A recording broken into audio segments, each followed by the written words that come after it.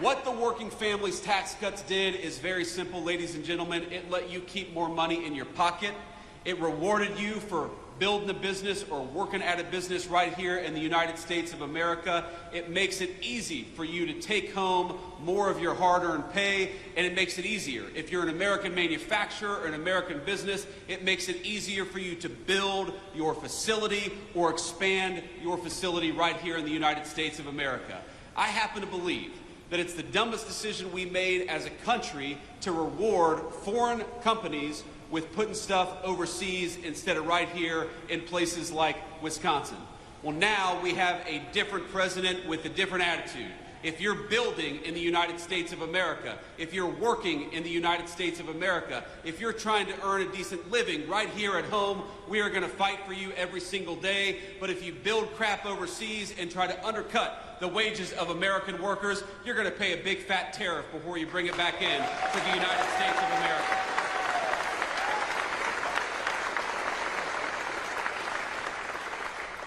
Now, I was talking with a Fox News host earlier, and I'm going to embarrass him a little bit. I'm going to make him stand up and be recognized. You guys know Will Kane. Will? A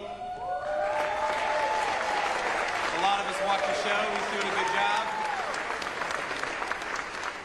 You know, what I told Will earlier is that all these problems are interconnected.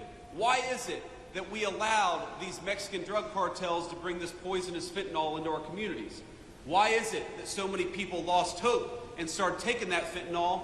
Why is it that we had a government that seemed to care more about illegal immigrants than they did about their own citizens? It's all connected.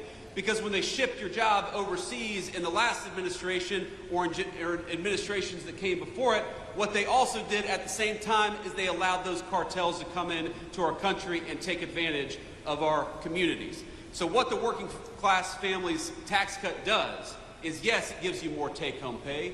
Yes, it cuts taxes on overtime. Yes, it cuts taxes on tips. But it also gives our incredible law enforcement over $100 billion to get those drug cartels the hell out of our country once and for all.